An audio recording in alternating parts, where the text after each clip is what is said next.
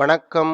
நான் உங்கள் நிசாந்தன் சார். நாங்க இன்றைய பார்க்க இருக்க வினாத்தாள், கல்வி அமைச்சினால் வெளியிடப்பட்டு காப்போதா சாதாரண தர பரீட்சை எழுத இருக்கின்ற மாணவர்களுக்கான உதவி கருத்தரங்கு வினாத்தாள். இந்த வினாத்தாள் இந்த பகுதி 2ல் அமையப்பெற்ற 3வது வினாவாக வந்த இருபடிச் சமன்பாடு உருவாக்குதல், தீர்த்தல் தொடர்பான வினாவை தெளிவாகவும் விளக்கமாகவும் பார்க்க இருக்கிறோம்.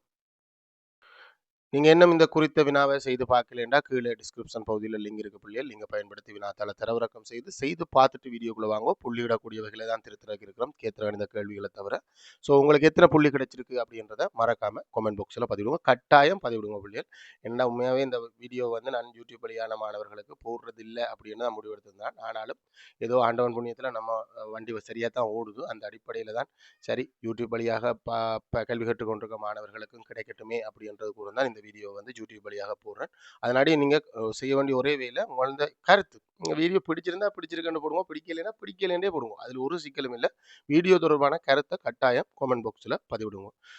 இந்த வீடியோ என்னுடைய ஜூம் மூலமான கணித வகுப்பு இந்த ரெக்கார்டிங் நீங்களோ இல்லை உங்களோட தம்பி தங்கைகளோ ஜூம் மூலமாக வகுப்புகளில் இணைந்து கொள்வதன் மூலம் ஒரு தெளிவான புரிதலோட கணிதத்தை கற்றுக்கொள்ளக்கூடியதாக இருக்கும். இதன் மூலம் மட்டும்தான் எனக்கு ஒரு வருமானம் கிடைக்கும்.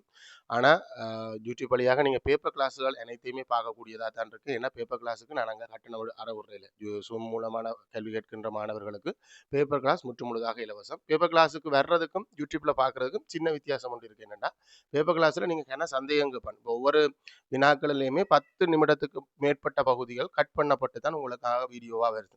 இப்போ முதலாவது கேள்வியில் நாங்கள் வந்து ஒரு 40 நிமிடம் கதைத்தோம்னா வீடியோ வந்து 30 நிமிடத்துக்குரியதாக தான் இருக்கும். ஏன்னா 10 நிமிடம் அந்த மாணவர்கள் கேட்குற சந்தேகங்கள் கலந்துரையாடப்பட்டிருக்கும். அது மட்டும் இல்லை, நாங்கள் வந்து நானே சில விடயங்களை எடுத்து சந்தேகமாக கதைத்திருப்பேன். அதுவும் வந்து கட் பண்ணப்பட்டிருக்கும். நீங்கள் மூலமான வகுப்பில் இணைந்து கொள்வதன் மூலம் அந்த விளக்கத்தையும் பெற்றுக்கொள்ளக்கூடியதாக இருக்கும். அது மட்டும் இல்லை, யூடியூப்பில் வீடியோ பார்க்குறதும் போது நாங்கள் ஸ்கிப் பண்ணிட்டு போகிறோம். சரி நாளை பார்க்க முடியும் போகிறதுக்கான வாய்ப்பு இருக்குது. ஆனால் ஜூம் மூலமான வகுப்புகள் இருப்போம். ஏன்னா நாங்கள் அந்த லைவ் அந்த லொக்கேஷன் நம்ம அந்த நேரடியாக அதில் பங்கு பெற்றி கொண்டிருக்கிறோம் என்ற அந்த பட்சத்தில் நாங்கள் அதை விட்டு மிஸ் ஆக மாட்டோம். ஸோ அது ஒரு பழைய கிரிக்கெட் மேட்சை பார்க்குறதும் நடந்து கொண்டிருக்க கிரிக்கெட் மேட்சை பார்க்குறதுக்கும் இடையில இருக்கிற வித்தியாசம் நாங்கள் அந்த நேரடியாக பங்கு பெறுறோம் அப்படின்ற அந்த உணர்வு இருந்தால் வகுப்பு மிக பயனுள்ளதாக இருக்கும். பெற்றோர்கள் இந்த கண்காணிப்பு கீழே நான் உங்களை வழிப்படுத்தி கொண்டிருக்கேன். மிக பயனுள்ளதாக இருக்குது. நீங்கள் வகுப்புகளில் இணைந்து கொள்வதன் மூலம் எனக்கு ஒரு வருமானம் கிடைக்கும். அதே நேரம் தெளிவான புரிதலோட கணிதத்தை கற்றுக்கொள்ளக்கூடியதாக இருக்கும். வகுப்பு தான் பிள்ளைகள் எனக்கான வருமானம். ஸோ அதை பற்றி கொஞ்சம் கூட கதைப்பேன். நீங்கள் கோவிச்சாலும் சரி கோவிக்காட்டியும் சரி நான் அதை பற்றி கொஞ்சம் கூட கதைப்பேன். வகுப்புகள் தொடர்பான விவரம் வேணுமெண்டா என்னை கேட்டு பெற்றுக்கொள்ளக்கூடியதாக இருக்கும். சரி வாங்கோ கேள்விக்குள்ள போவோம். வினா இலக்கம் 3. தேங்காய் எண்ணெய் உற்பத்தி செய்யும் இயந்திரம் ஒன்று. நாங்கள் என்ன சொல்லுவோம், செக்கு என்று சொல்லுவோம். எங்களோட ஒரு வழியை செக்கு என்று சொல்லுவோம். இது அது பழைய சொல்லாக்கு வந்தது. பெரிய உருளை போட்டு அது செக்கு. இது வந்து இப்ப வந்து இயந்திரத்துக்குள்ள வந்துட்டு தானே எல்லாம் மோட்டரை போட்டு அடிச்சு தள்ளும். என்ன தேங்காய் எண்ணெய் உற்பத்தி செய்யும் இயந்திரம் ஒன்று ஒரு மணித்தியாலத்தில் கவனிக்கணும், இது முக்கியமான ஒரு தரவு. ஒரு மணித்தியாலத்தில் எக்ஸ் கிலோகிராம் கொப்பரையை, அது என்ன கொப்பரை அப்படின்னு கேட்கலாம். கொப்பரை என்றது இந்த தேங்காய காய வச்சு வறுமை புள்ளியல் தேங்காய் இந்த சில்லா வெட்டி இல்லைன்னா தேங்காய காய வச்சா கொஞ்சம் இந்த வறண்டு கொண்டு வரும் எண்ணெய் பிறக்கிறதுக்கு ரெடியா இருக்கும். தெரியுமா உங்களுக்கு? அதுதான் கொப்பரை என்று சொல்றாங்க. ஆனா அது நாங்கள் எங்களோட யாழ்ப்பாண பக்கம் கொப்பரா அப்படின்னு சொல்லுவோம். உங்களோட பக்கம் என்ன மொழி சொல்றோம்? கொப்பரா அப்படின்னு. ஆனா நான் ஏதோ ஒரு சினிமாவில இந்த கமலஹாசன் படம் நினைக்கிறேன், ஏதோ ஒரு சினிமாவில் கொப்பரை அப்படின்னு சொல்றத கேள்விப்பட்டிருக்கேன். ஸோ நான் நினைக்கிறேன் சரியான சொற்பதம் கொப்பரை தான் ஆகும். நாங்கள் தான் அதை கொப்பரா அப்படின்னு பாவிக்கிறோமோ தெரியல. பொதுவாக எல்லா இடம் கொப்பரான்னு தான் நீங்க சொல்றீங்க. நாங்கள் கொப்பரை என்றதைத்தான் கொப்பரா அப்படின்னு மாத்திட்டோமோ தெரியல. ஏன்னா இதுல அந்த தமிழ் பிள்ளை லேஸ்ல விட்டுருக்க மாட்டாங்க, சரியான சொற்பதத்தை தான் பாவிச்சிருப்பாங்க. அப்ப கொப்பரையை பயன்படுத்தி தேங்காய் எண்ணெய் உற்பத்தி செய்யலாம், உற்பத்தி செய்யப்படுகின்றது. ஒரு மணித்தியாலத்துல எக்ஸ் கிலோகிராம் கொப்பரையிலிருந்து எண்ணெய் எடுக்கலாம். தேங்காய் எண்ணெய் உற்பத்தியில் 1 கிலோகிராம் கொப்பரையில் இருந்து, அடுத்த தடவை 1 கிலோகிராம் கொப்பரையில் இருந்து ரூபா எக்ஸின் கீழ் 5 சக 2.6. அதாவது இந்த மணித்தியாலத்துல செய்யப்படுகின்ற கொப்பரைக்கும் எக்ஸ் தொடர்பான ஒரு கோவை, 1 கிலோகிராம் தேங்காயில வர்ற கொப்பரையில வர்ற லாபமும் எக்ஸ் தொடர்பான கோவை, லாபம் பெறலாம். உற்பத்தியாளன் ஒரு மணித்தியாலத்தில் தேங்காய் எண்ணெய் உற்பத்தி செய்து ரூபாய் 90 லாபமாக பெறுகின்றான். இதான் அந்த சமன்பாடு. உற்பத்தியாளனுக்கு ஒரு மணித்தியாலத்துல கிடைத்த தேங்காய் எண்ணெய் உற்பத்தி செய்து வந்த லாபம் 90 ரூபாய். 1 கிலோகிராமுக்கு இவ்வளவு லாபம். அப்ப நம்ம இதை தரவு பெறுவோமா பெறுகின்றார். எனின் மேற்கூறிய தரவுகளில் இருந்து இப்படி இந்த வடிவத்தில் ஒரு சமன்பாடை காட்டையில இந்த வடிவத்தில் ஒரு சமன்பாடை உருவாக்கி அதனை தீர்ப்பதன் மூலம்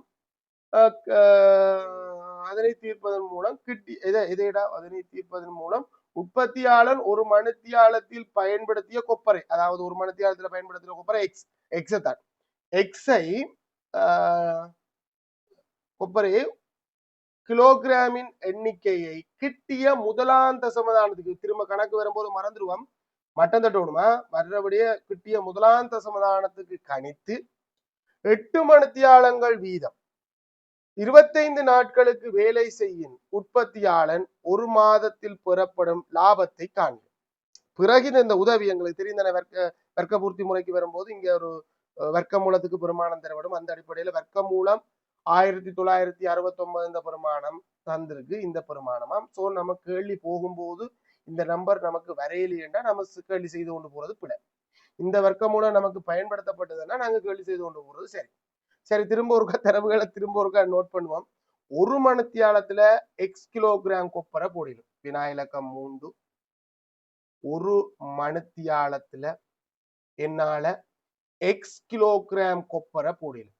எக்ஸ் கிலோகிராம் இது அழகா ஒரு அதையும் இதுக்குள்ள சேர்த்து எக்ஸ் கிலோகிராம் கொப்பரைய எண்ணெய் ஊத்த முடியும். அடுத்தது ஒரு கிலோகிராமுக்கு 1 கிலோகிராம் கொப்பரை ஊத்தினா எவ்வளவு லாபம் வருதுன்னு சொல்லப்படுது. 1 கிலோகிராம் கொப்பரை ஊத்தினா அந்த லாபம் காசு, ஆனா கோவையாக தந்திருக்கு. எக்ஸின் கீழ் 5 சக 2.6 ரூபாய். 1 கிலோகிராம் கொப்பரையில இவருக்கு இவ்வளவுதான் லாபம் பெறும். இங்க எங்களுக்கு தந்த தரவு ஒரு மணித்தியாலத்துல தேங்காய் உற்பத்தியில ரூபாய் 90 லாபம் பெறப்படுது. ஒரு மணித்தியாலத்துல எக்ஸ் கிலோகிராம் கொப்பரை போடலாம்.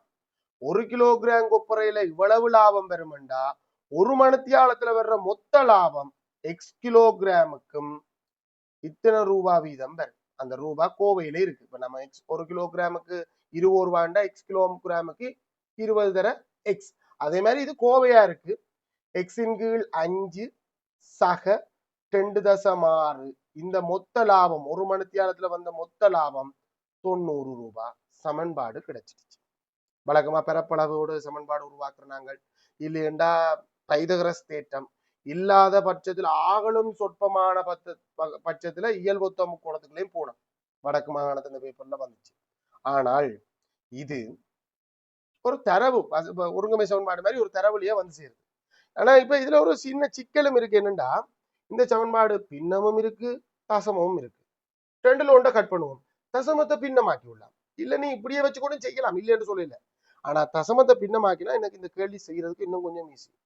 2.6 ரூபாய் இங்க வச்சு செய்யறேன். 2.6 2.6 தசம் 6ன்றது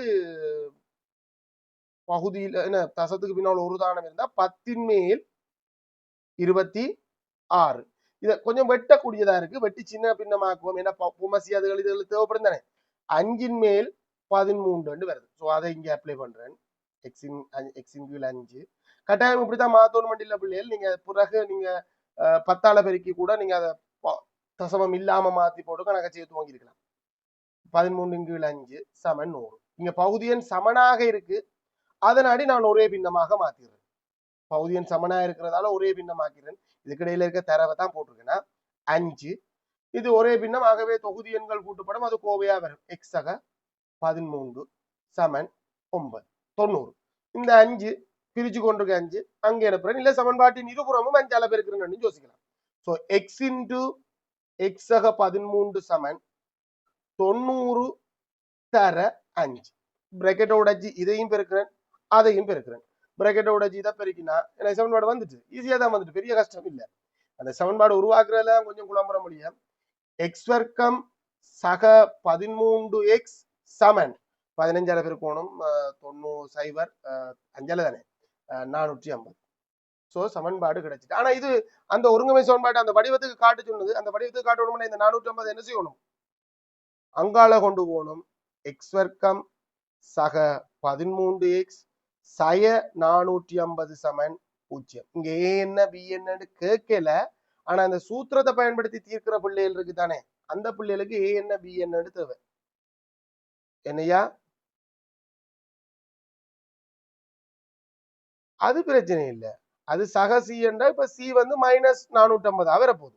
அதைத்தான் சொல்ல போறேன்.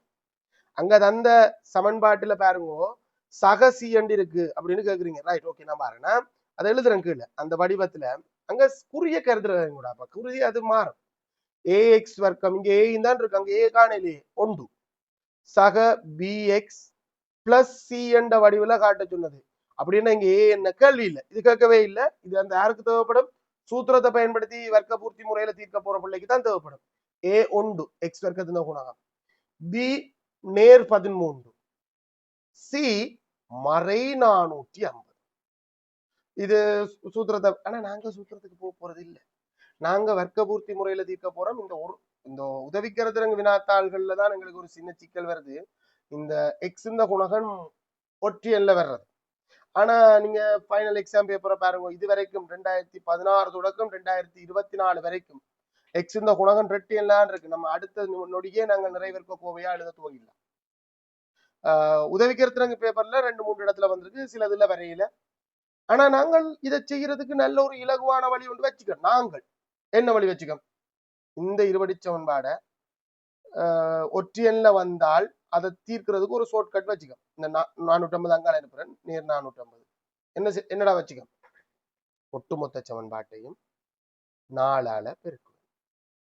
இது 4ஆல பெருக்கினா உனக்கு பின்னம் போகாம இந்த கணக்கு செய்யலாம். இல்லைன்னா பின்னத்துக்கு போய் செய்யலாம், எல்லாம் உண்டுதான்.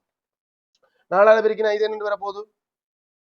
4x வர்க்கம் 4ஆல பெருக்கினா 52x சமன் 4ஆல பெருக்கினா 0 20 2 மிச்சம் 16 18 1800. ஏதாவது விலங்கையில் நின்றா கேளுங்கூடா. 4ஆல பெருக்கினது விலங்கையில் நின்றா கேளு.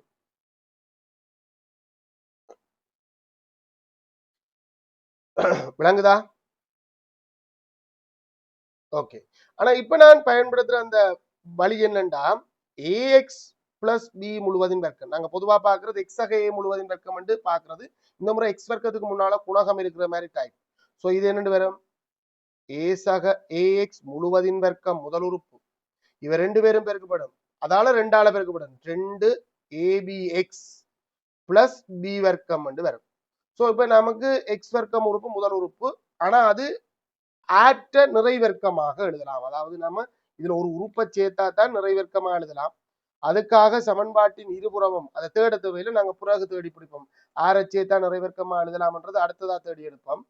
சோ நான் என்ன செய்ய போறேன்னா, இதுல ஒரு கோடை மட்டும் போட்டு வைக்க போறேன். இந்த பக்கம் ஆரோ ஒரு ஆளை சேர்க்க போறேன். அதுக்கு சமனா ஏன் நான் அவரை சேர்க்க போறேன்? நிறைவேற்க கோவை ஆக்குறது. அதுக்கு சமனான ஆளை அங்காலையும் சேர்க்கணும். ஏன் இங்கால சேர்க்கிறேன்? இந்த பக்கம் சேர்த்ததால சமன்பாடை பேலன்ஸ் பண்றதுக்காக அங்கேயும் சேர்க்கிறேன். ரைட், நிறைவேற்க கோவை ஆக்கி கொண்டு அது யார் என்று யோசிப்போம். சொல்லுங்கடா, இது ஆருடைய வர்க்கம், 4x வர்க்கம் ஆருடைய வர்க்கம், 2x முழுவதின் வர்க்கம். இதுல இருக்கிற ரெண்டு பேரும் பெருக்கப்பட்டு 2ஆல பெருக்கினா தான் 52x வர்க்கம் x வருது.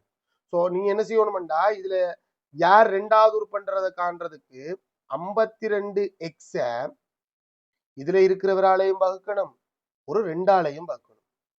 வகுத்தீங்கன்னா உனக்கு இந்த 13 பெருக்கம் முன்னுக்கு இருந்த 13 வரும். பேர் எக்ஸ் வெட்டுப்படும். 2ஆல வெட்டினா 26, திரும்பவும் 2ஆல வெட்டினா 13. சோ இதுல என்ன இருக்கணும்டா, சக 13 இருந்திருந்தால் தான் இந்த நடு உறுப்பு 52x வரும். ஒருக்கா செக் பண்ணி பார். இவர் ரெண்டு பேரும், இவர் ஒரு அவரை பெருக்குவார், அவர் ஒரு இவரை பெருக்குவார், 26x. அது இந்த 2 மடங்கு இங்க இருக்கும் 52x. சரி, இதுல 13 வரணும் என்றால் நான் அதுக்கேற்றா போல ஒரு உறுப்பை சேர்த்தா மட்டும்தான் வரும். அதுக்கேற்றா போல என்ன உறுப்பு? 13 இந்த வர்க்கத்தை சேர்த்திருக்கணும். 13 இந்த வர்க்கம் என்ன? 169. இந்த பக்கம் 169 சேர்த்திருந்தா நான் அந்த பக்கமும் 169 சேர்த்தா 1969 சரியா வந்துட்டேன்றதை நான் கண்டுபிடிக்கலாம். அப்படி என்றா அங்க கேள்வியில பாருங்க 1969க்கு வர்க்கமூலம் தந்திருக்கு. அப்ப நாங்க சரியா வந்துட்டோமா? சரியா வந்துட்டோம். சரி, இப்ப நாங்கள் என்ன செய்ய போறோம்டா இந்த வர்க்க பூர்த்தி முறை இதுக்கு பிறகு இந்த கணக்கு சின்ன விஷயம். வர்க்கத்தை அங்கால கொண்டு போவேன். வர்க்கம் அங்கால போனா 2x சக 13 சமன் வர்க்கமூலம் 1969. அது இந்த நேரும் பெறும் மறையும் பெறும். மறை பொருத்தம் இல்லை என்று வரும் என்றாலும் நாங்கள் அதை காட்டுவோம். இந்த கணக்கு கட்டாயம் காட்டுவோம். ரைட். 10x சக 13 சமன் வர்க்கமூலம் 1969க்கு பெருமானம் தந்திருக்காங்க. எங்களுக்கு அவ்வளவு பெரிய கஷ்டப்படுத்தல. 1969க்கான பெருமானம் தந்திருக்கு. எத்தனைண்டா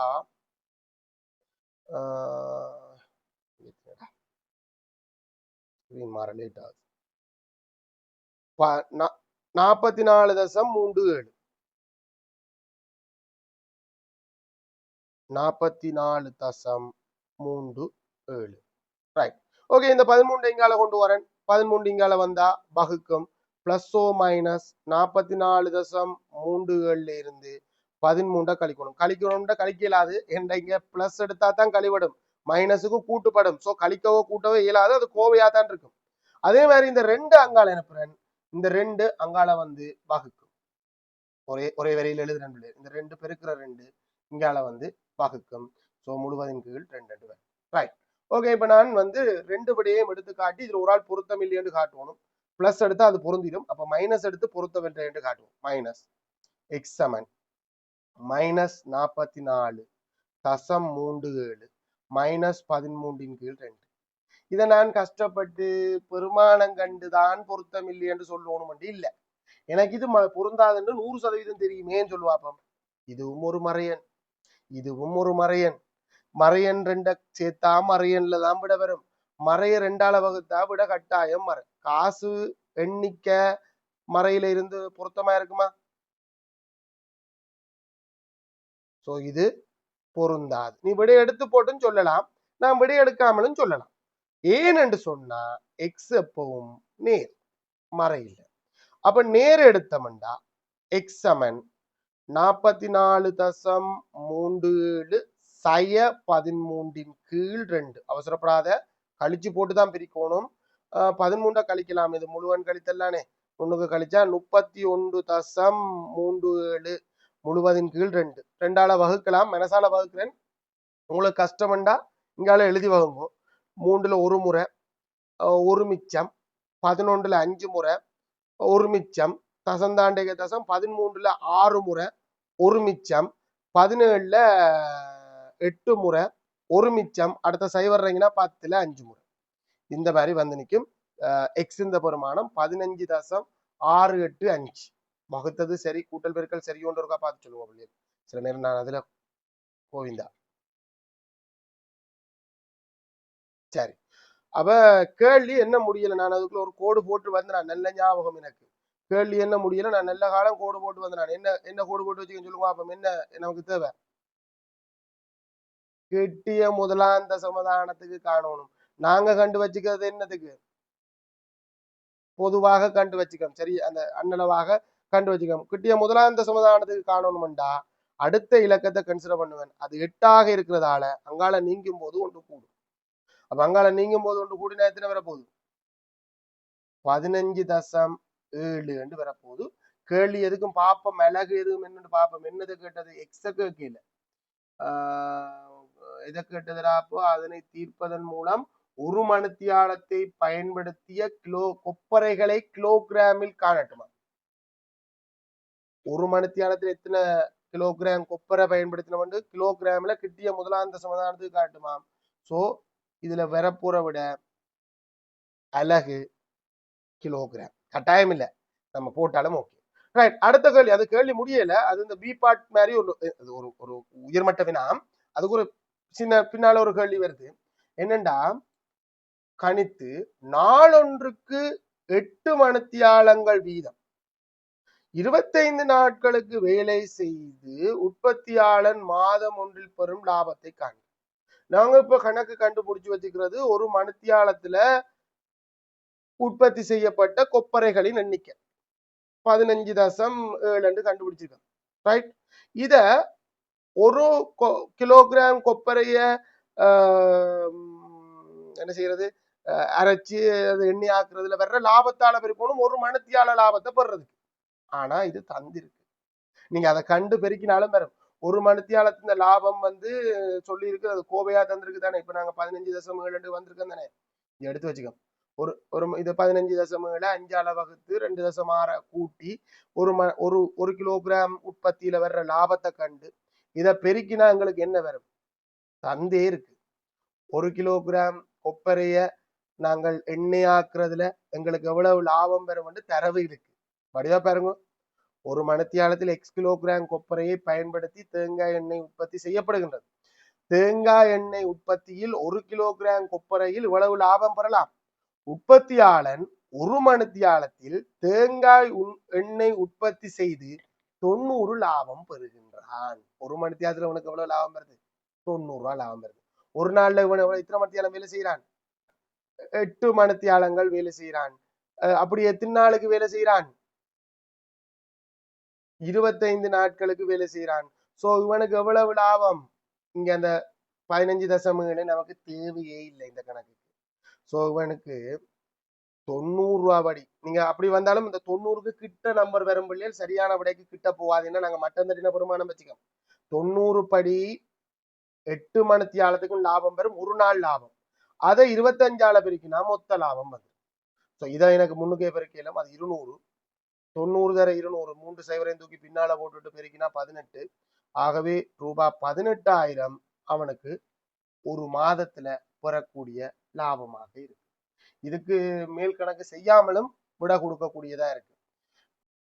அடுத்தது நாங்க பொதுவாக பார்த்திருக்கிறது வந்த இடையை வச்சு காண்றது மாதிரி தான் பொதுவாகவும் பார்த்திருக்கோம்.